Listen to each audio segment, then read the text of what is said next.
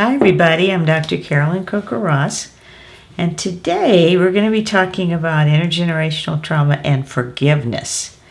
Now, I am sure you know that forgiveness plays a crucial role in healing intergenerational trauma for a number of reasons. And one of those is it can help break the cycle of intergenerational trauma. In other words, help the effects of trauma from going on to the next generation and the next, perpetuating cycles of pain, resentment, conflict, secrecy within families and also within communities. But forgiveness can actually break this cycle by allowing individuals to release the burdens of the past, release grievances from the past, and move forward with a sense of peace and resolution, which is very important.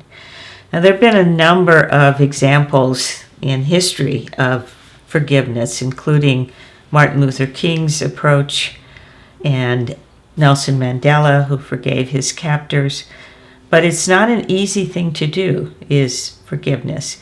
And many people want to go straight to forgiveness from anger, sadness, fear, pain.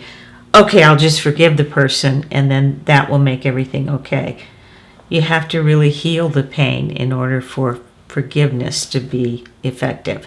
So when you go straight through like that, we call that the spiritual bypass. So you don't want to do that. You want to work on healing the trauma, healing the pain, and then considering forgiveness.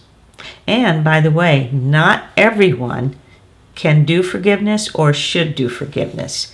So you have to really see if it's appropriate to your situation.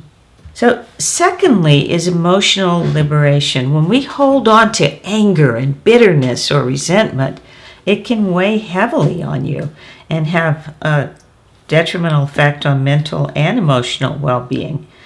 Forgiveness liberates people from these negative emotions, offering them a sense of freedom and emotional relief.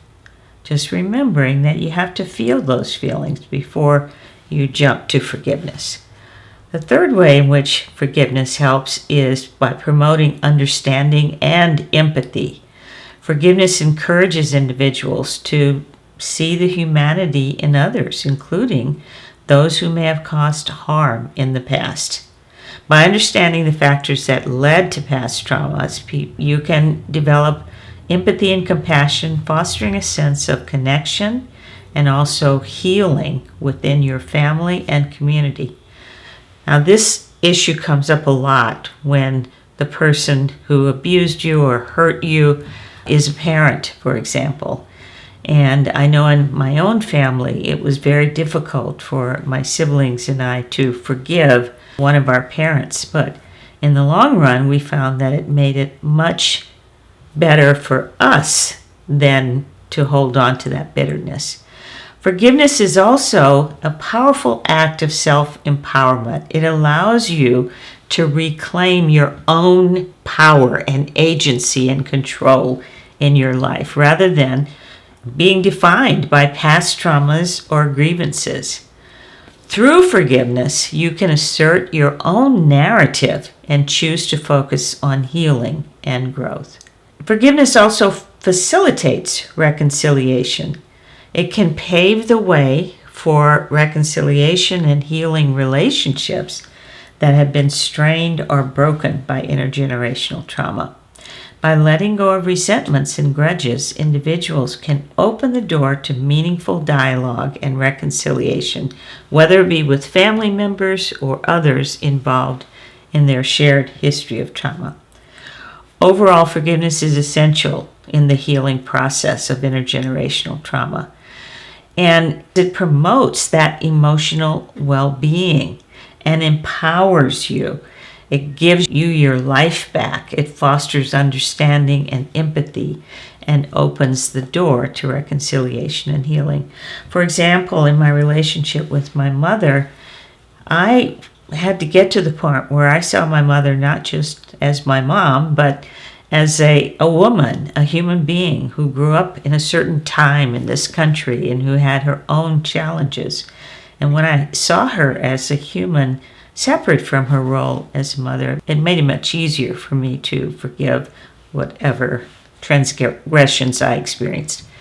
Research on the importance of forgiveness in healing intergenerational trauma is still in its infancy, as we could expect, but there are several studies and theories that provide evidence and insight into this. So, research in the field of psychology, particularly on intergenerational trauma, examines how trauma experienced by one generation can affect subsequent generations.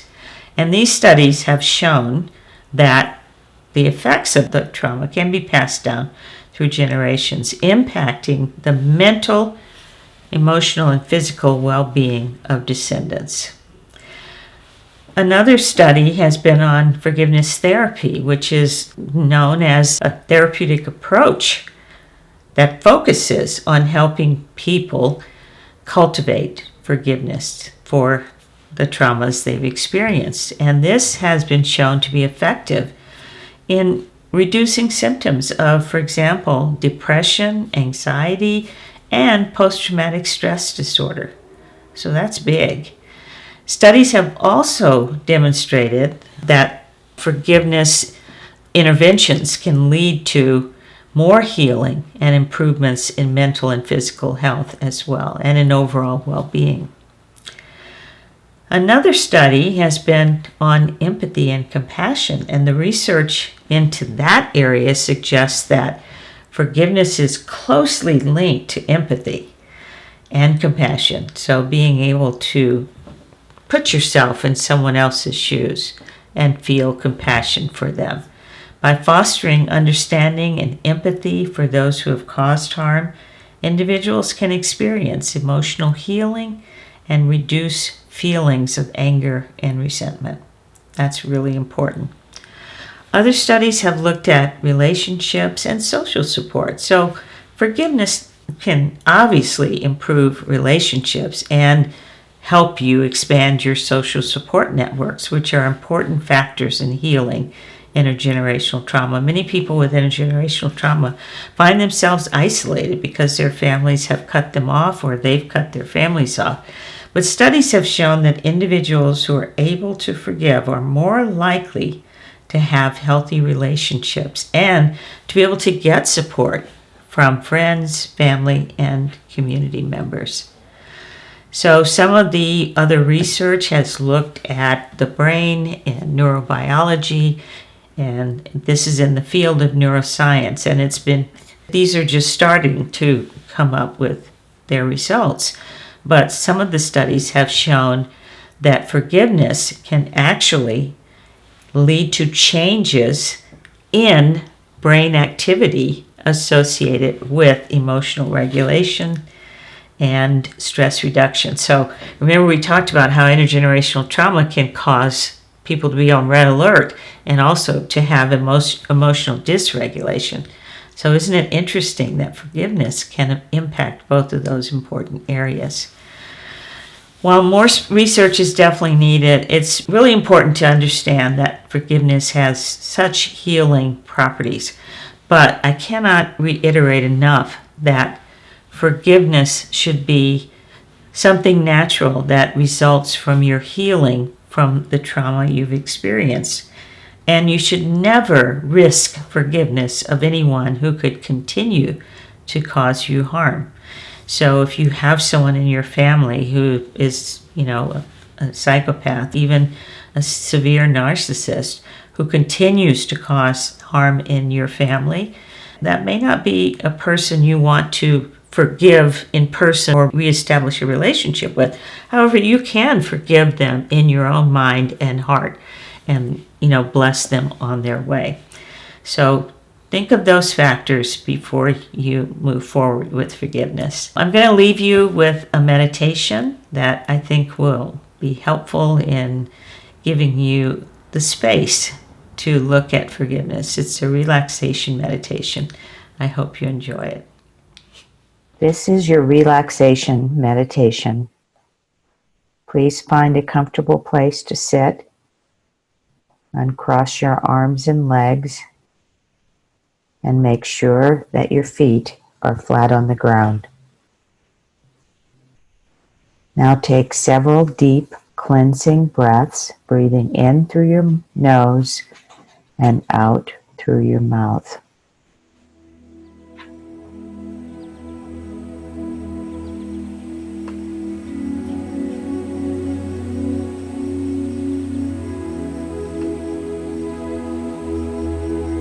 Once you finish the cleansing breaths, just stay aware of your breathing without having to pay too much attention.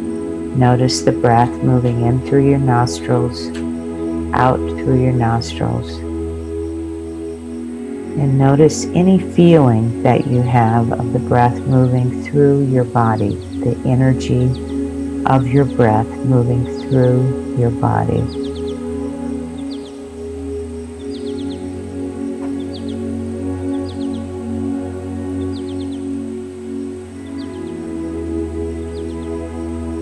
Just let your body be fully relaxed. Allow your eyebrows to be relaxed, your jaw. Let your tongue rest in the bottom of your mouth. Let your shoulders fall away from your ears. Just allow your arms to be heavy in your lap.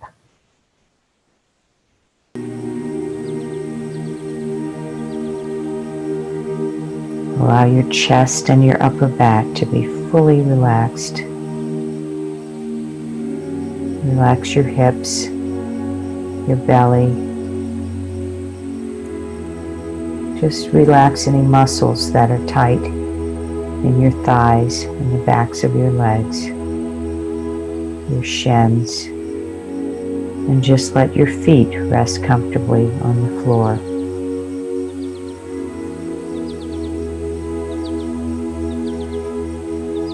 Now take another deep breath in through your nose and out through your mouth.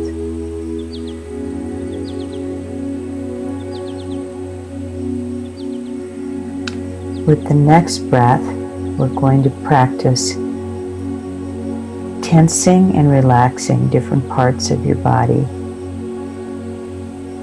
So we'll just start with the feet, and what I want you to do is just curl your toes under and hold them very tight. Just like you were a bird on a perch, just curl your toes under. Hold them, hold them. Now release.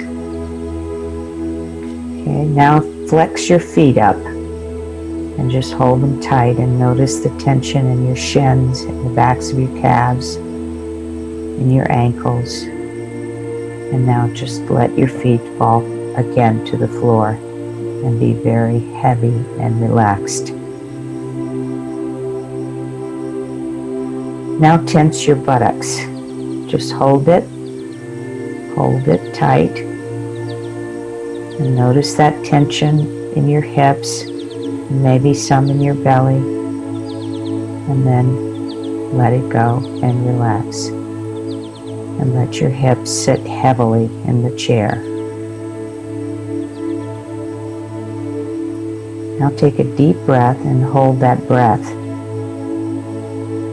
And you should notice the tension between the muscles, between your ribs and your chest and upper back. Now release the breath and allow your chest to be very relaxed and your upper back to be very relaxed. Now make a fist with both your hands and hold it really tight as you can. And again, notice the tension in your forearms and your upper arms. And just hold it, and then let it go. And let your arms again fall heavily and lay heavily in your lap.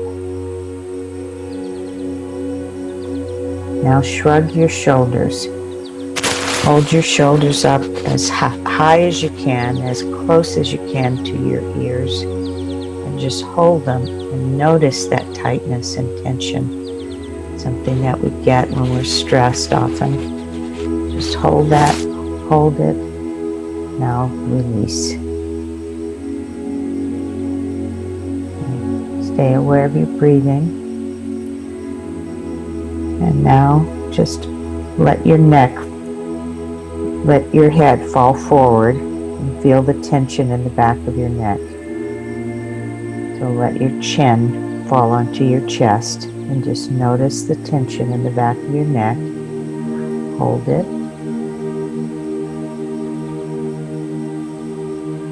Now release and let your head come back to its normal position. Now clench your teeth and notice the tightness in your jaw. Keep holding it, holding it. Now release and let your jaw fall gently open, just slightly. Now raise your eyebrows and feel the tension in your forehead. And just hold your eyebrows up and then release. Now squeeze your eyes shut. Squeeze them really tight, as hard as you can. And again, notice where that causes tension or tightness. And then release them.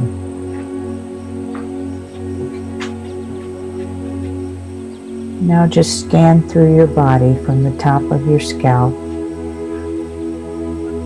all the way down the back of your neck, your eyebrows, your jaw, the front of your neck, your shoulders. And as you're scanning, just notice if there are any areas that still remain tight or tense, and just release those in your out breath.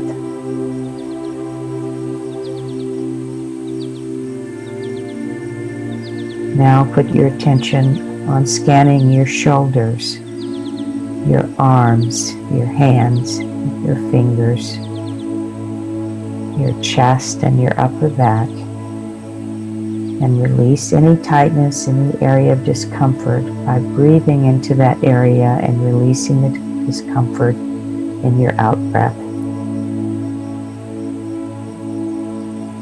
Now moving down into your belly, your lower back, your hips, your thighs, your knees, your lower legs, your feet, and your toes. And just collect any areas of tightness or tension by breathing into those areas and releasing that tightness in your out breath.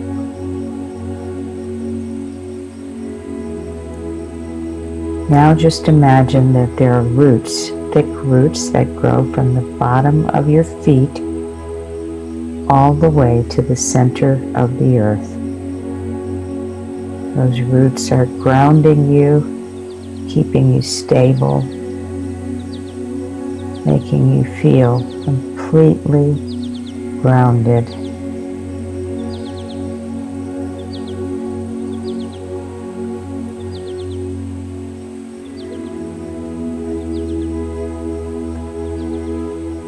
Now just take 3 deep cleansing breaths, breathing in through your nose and out through your mouth.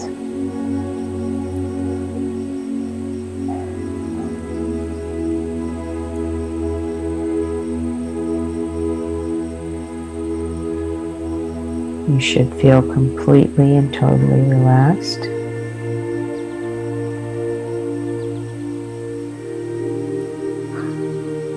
And just know that this is something you can come back to anytime.